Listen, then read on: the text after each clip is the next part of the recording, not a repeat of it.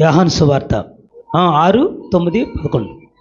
ఇక్కడ ఉన్న ఒక చిన్నవాని యొద్ద ఉమ్, 5 యవల రొట్టెలు ఉమ్, 2 చిన్న చేపలు ఉన్నవి గాని ఉమ్, ఇంతమందికి ఇవి ఏమాత్రమని ఆయనతో అనగా ఉమ్. యేసు జనులను కూర్చుండబెట్టుడని చెప్పెను. యేసు ఆ రొట్టెలు పట్టుకుని కృతజ్ఞతాస్తుతులు చెల్లించి కూర్చున్న వారికి వడ్డించెను. దేవునికి స్తోత్రం.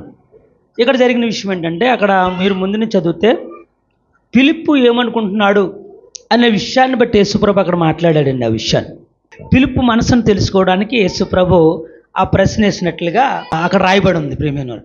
అయితే ఫిలిప్పునే పిలిచి యేసుప్రభు అడుగుతున్నాడు, వీళ్ళందరికీ మరి ఇంతసేపు సువార్త ప్రకటించాం కదా, మరి వాళ్ళని ఖాళీ కడుపులతో పంపిస్తే ఎక్కడన్నా సమస్యలు పడిపోతారు, వీళ్ళకి ఏమన్నా పెడదామంటే ఏం చేయాలి అని అడిగారంట. అప్పుడు ఫిలిప్ అన్నాడంట, కనీసం రమారమి కొన్ని కిలోమీటర్ల దూరంలో ఉన్నాయి కొట్లన్నీ, ఏమైనా దొరకాలంటే ఇక్కడ దగ్గరలో ఏమీ లేవు అని అన్నాడంట. ఏమీ లేకపోవడం అంటే ఏదైనా ఉందేమో చూడండి అని అన్నాడంట. అబ్బాయి ఏమీ లేవు అని అంటే ఆ సభలోంచి ఆ ప్రజల్లోంచి ఒక వ్యక్తి లేచి, ఇగో ఈ చిన్నపిల్లవాడి దగ్గర 5 రొట్లును 2 చేపలు ఉన్నాయని చెప్పాడంట. అప్పుడు యేసు ప్రభు ఆ 5 రొట్లని 2 చేపలను తీసుకుని ఫిలిప్పు ముఖం చూసి ఆయన చేసిన పని ఏంటంటే, మన దగ్గర ఎంత ఉన్నదని కాదు, ఏమున్నదనే ఆలోచించాలి. చెప్పలు కూడా దీన్ని మేము పెంచండి. ఒక చుట్టం ఇంటికి వస్తే, అయ్యో ఇందాకే తినేసాం, జస్ట్ భోంచేశారా మీరు, అసలు పాలు ప్యాకెట్ కూడా ఇప్పుడే, ఇందాకే ఉంటే కొంచెం టీ ఉంటే వేడి చేసి తాగేసాను నేనే ఇప్పుడే, అయ్యయ్యో అంటే వచ్చిన వారిని మనం ఏం చేస్తున్నాం? నీ ఇంట్లో మంచినీళ్ళు లేవా, నీ ఇంట్లో ఏమీ లేదా, అసలు ఏమీ లేవా, అందుకని మనం ఏమీ లేకుండా అయిపోతున్నామేమో సార్ చూసుకోండి ప్రియమైన వాళ్ళని. మన హృదయం ఏ విధంగా పనిచేస్తుంది బాగా ఆలోచించండి. మన హృదయం ఏ విధంగా పనిచేస్తుందండి? ఇంట్లో ఏమీ లేదు, ఏమీ లేదు అంటే, ఏమీ లేదంటే అది దేవునికి ఇష్టం లేనిది. దేవుని యొక్క ప్రజలు ఏమీ లేదనకూడదంట. దేవుని ఎరగనంటే ప్రజలు కోట్లు ఉన్నా సరే, ఏముందమ్మా మాకు ఏమీ లేదంటే దిష్టి తగులుతుందని. లేదు, ఏమీ లేదు, ఇచ్చిన సమృద్ధిని ఏమీ లేదు. ఫిలిప్పు మనసును చూస్తున్నాడండి. మీరు అక్కడికి వెళ్ళి ఆయన చదవండి, దేవునికి స్తోత్రం చెప్పండి. ఈ ప్రజల వల్ల, ఈ ప్రవర్తన వల్ల దేవుని యొక్క ఆశీర్వాదం పొందలేకపోతున్నారని యేసు ప్రభు ఈ యొక్క ఉపమానాన్ని, ఈ కార్యాన్ని అక్కడ చేయడానికి వచ్చాడండి. దేవునికి స్తోత్రం చెప్పండి. యేసు ప్రభు ప్రత్యేకంగా ఈ కార్యాన్ని ఎందుకు చేశాడు? అక్కడ యేసు ప్రభు ఈ కార్యాన్ని ఇక్కడ ఏముందని ఎందుకు నెతకమన్నాడు? ఇక్కడ ఏమీ లేదా అని అడుగుతుంటే ఏమీ లేదని చెప్తున్నారు. ఏదో ఒకటి ఉంటుందని చెప్తున్నాడు యేసు ప్రభు. నీ ఇంట్లో ఏదో ఒకటి ఉంది, నీలో ఏదో ఒకటి ఉంది, నీతో ఏదో ఒకటి ఉంది. ఏమీ లేదనేది అబద్ధం. అబద్ధం ఆడిన వారు ఫలించరు. ఆస్తులు ఉండొచ్చు, అంతస్తులు ఉండొచ్చు, నీకు కావాల్సింది ఏది కూడా ఏమీ లేకుండా ఒకటి కూడా జారిపోతూ ఉంటుంది. దేవునికి స్తోత్రం చెప్పండి. నేను చూశానటువంటి వాడిని. ఏమీ లేదని మన మాట మాడకూడదంట. అప్పుడు అన్నాడు ప్రభు, ఏదో ఒకటి ఉంటుంది నెతకంటాను, కానీ 5 రొట్లు 2 చేపలు ఉన్నాయంట. ఈ సరిపోవంటే అక్కడ కనీసం ముక్క అలా ఇరితే ఎవరికి సరిపోతుంది అన్నాడండి ఆయన. ఏమన్నాడండి? ఒక బీరకాయ ఉంది, ఎంతమందికి పెడతాం? ఎంతమంది వచ్చారనుకుంటాం మనం. నేనైతే ఏం చేస్తానో తెలుసండి, కూర చికెన్ అయినా సరే అంత కూరలోనూ మరి చెమ్ముడు నీళ్ళు ఏం చేస్తాను, కారం మసాలా అందరూ తగిలించేస్తాను. అది రసంలా ఉంటుంది, కారంగా ఉంటుంది, ఎక్కడో ముక్క తగిలితే అది చేరువులాగా అయిపోద్ది. ఒకే బీరకాయ ఏం పెడతాం అక్క, అయ్యో చూస్తే కాయగూరలు లేవు, ఏమి లేదనొద్దు, ఉన్నదాన్ని సరిచేయండి, దేవుడు నిన్ను సమృద్ధితో నింపుతాడు. ఉన్నదాన్ని పెట్టడానికి ట్రై చేయండి, ఉన్నదాన్ని ఇవ్వడానికి ట్రై చేయండి, దేవుడు నిన్ను సమృద్ధితో నింపుతాడు ఖచ్చితంగా. లేదన్న మాట మన నోట పలకూడదు, లేదన్న మాట పలకూడదు. ఫిలిప్పు అంక చూస్తున్నాడు, లేదంటున్నాడు ఫిలిప్పు. ఓ ఫిలిప్ప, ఏం లేకపోవడం ఏంటి, ఉందే అని అంటే, ఏముంది ప్రభువా, ఒక ముక్క చదవండి, అది ఒక ముక్క ఎట్టినా సరే ఎవరికి సరిపోదన్నాడంట. సరిపెట్టించే దేవుడు మన మధ్య నివసిస్తున్నాడని చెప్పాడన్న. సరిపెట్టించే దేవుడు మన మధ్య నివసిస్తున్నాడన్న సంగతి తెలీదా ఫిలిప్పు నీకు? దేవతి దేవుని కుమారుడు నీ కళ్ళ ముందున్నాడు, సరిపెట్టలేడా? దేవతి దేవుని కుమారుడు నీ మధ్య నివసిస్తున్నాడు, ఇది సరిపెట్టలేడా? దేవతి దేవుని కుమారుడు యొక్క ఆత్మ నీలోను నాలోను నివసిస్తుంది, నీ కుటుంబంలోను ఎంత ఉన్నా దానంతటి నేను సరిపెట్టలేడా? నువ్వు నమ్ముతలేదా? నమ్ముతున్నాను అన్న వారందరూ కూడా చప్పట్లు కూడా నేను పెడతాం. సరిపెట్టగలడు, నీకున్న దాన్ని సరిపెట్టగలడు, నీకు వచ్చిన దాన్ని సరిపెట్టగలడు, నీ ఆదాయాన్ని సరిపెట్టగలడు, నీకున్న ఆస్తిని సరిపెట్టగలడు, నీకున్న హృదయాన్ని సంతృప్తిపరచగలడు. అటువంటి శక్తి గల ఆత్మ మధ్య నివసిస్తుంది ప్రియమైన వారు. దేవునికి స్తోత్రం. నిజం ప్రియమైన వారు. ఆ విషయంలోనే పిలుపుకి చెప్పాడంట ఆ మాట. తీసుకురా, ఏం చేయాలో తెలుసా? ప్రజలందరూ చూడండి, చాలా సమూహం ఉందంట. గొప్పగా దొరికారు అనుకున్నాడంట యేసు ప్రభు. ఇంత సమూహానికి తెలియాలనుకున్నాడంట. మీరు ఏమీ లేదన్న మాట ఎప్పుడు కూడా ఎవరో కూడా వాడొద్దు, ఏమీ లేదని చెప్పొద్దు, ఉన్నదాన్ని బట్టి కృతజ్ఞతాస్తుతులు చెల్లించండి అన్నాడంట. దేవునికి స్తోత్రం అని చెప్పండి.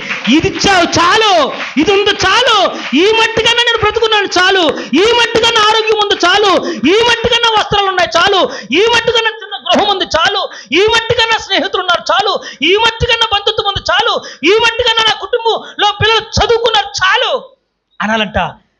చాలంటే ఊరుకునేవాడు కాదు, సుబ్బయ్య హోటల్లో వడ్డించినట్టుగా తిను తిను తిను అంటాడు దేవుడు. దేవుడికి స్తోత్రం చెప్పండి. మనం ఎలా ఉండాలంట? పెట్టించి వడ్డించేలా ఉండాలంట. తినండి తినండి అనాలంట.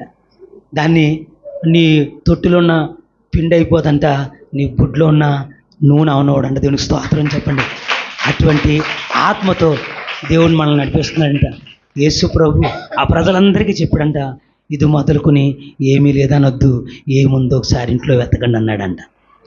నీలో ఏ క్వాలిటీ లేదనుకోకు, నీలో ఏ క్వాలిటీ ఉందో ఒకసారి వెతుక్కొని హృదయాన్ని.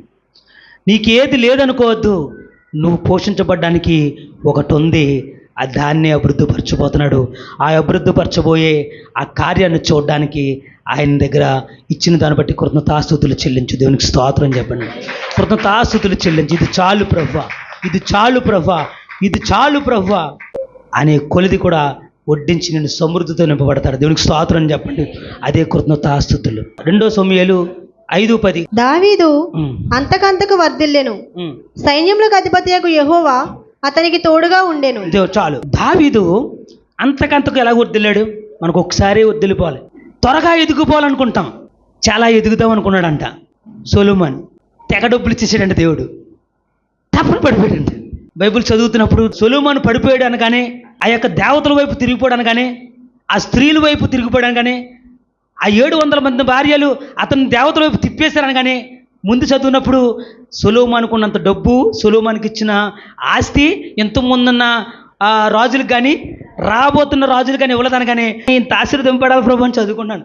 చదువుతుంటే ఎదరికెళ్ళిన తర్వాత 700 మంది భార్యలు దేవతల వైపు తిప్పేశారని కానీ ఆ డబ్బు నా ఒళ్ళోంచి బైబిల్ వదిలేశాను నేను. నిజమేది, నేను అబద్ధం అసలు ఎప్పుడు చెప్పను. నేను మీకు అబద్ధం చెప్తున్నాను అనుకున్నారేమో, నా దేవునికి అబద్ధం చెప్తున్నట్లు లెక్క. ఎదరికెళ్ళిన తర్వాత ఏమవుతుందో, నాకు ఆ డబ్బు వద్దు ప్రభు అన్నాను. నాకు పేదరికం వద్దు, ఉన్నత స్థితి వద్దు, నన్ను నార్మల్గా నడిపించన్నాను. అప్పటి నుంచి ఇప్పటి వరకు కూడా ఆ మాట ఎందుకు వాడనో తెలియదు, కానీ అప్పటి నుంచి ఇప్పుడు నార్మల్గా వెళ్ళిపోతుంది నాకు. దావీదు అసలు ఏమీ కోరుకోలేదండి. ఎందుకంటే దావీదు ఏమీ కోరుకోలేదంట. దావీదు ప్రతి దాన్ని బట్టి ఇంత యోగ్యుని కాదు, నేను ఇంత భాగ్యమిచ్చాను, నేను మారు మనసు పొందిన కానీ ఇప్పటికీ కూడా ఎప్పుడన్నా ప్రార్థించడం గమనించండి. ఎందుకు పనికిరాని నన్ను వెన్నుకున్న ప్రభు అని ప్రార్థన చేస్తాను. నిన్ను ఎందుకు పనికిరాని అంటావు, అదే 10 సార్లు పనికొచ్చేవాళ్ళ చేశాను కదా అంటాడు. లేదా నేను పాత జీవితాన్ని జ్ఞాపం చేసుకుంటాను ప్రభు అన్నాడు. మంచివాడు అంటున్నాడు ఆయన. దేవునికి స్తోత్రం చెప్పండి. నేను చెడులో ఉన్నాను, నేను ఎన్నిక లేనట్టు వాడిని, నాకు తెలుసు. నా బ్రతుకు విలువనిచ్చింది, నా బ్రతుకుకి ఒక అర్థాన్ని కలిగించింది, నా పేరునికి ఒక మంచి ఘనతనిచ్చింది, కీర్తినిచ్చింది నీవేనని అర్థం ఆ మాటలో. నేను ఎందుకు పనికిరానంటే, ఎందుకంటే ఆయన నన్ను ఎక్కడి నుంచి లేపాడండి? పెంట కుప్ప నుండి నన్ను లేవనెత్తినా నా గొప్ప దేవా, నా బ్రతుకు మార్చవా. పెంట కుప్ప నుండి నన్ను లేవనెత్తినా నా గొప్ప దేవా, నా బ్రతుకు మార్చవా. దీనుడనయ్యా నీ దరికి చేర్చవా, దీనుడనయ్యా నీ దరికి చేర్చవా. దావీదు కుమారుడా నన్ను దాటిపోకయా, నజరేతువాడా నన్ను విడచిపోకయా. దేవునికి స్తోత్రం. కృతజ్ఞతాస్తుతులు చెల్లి ఉన్నదాన్ని బట్టి కృతజ్ఞతాస్తుతులు చెల్లించాలి. ఇది మట్టుకు మరవద్దు. దేవునికి స్తోత్రము. దేవుడి మాటలు దీవించును గాక.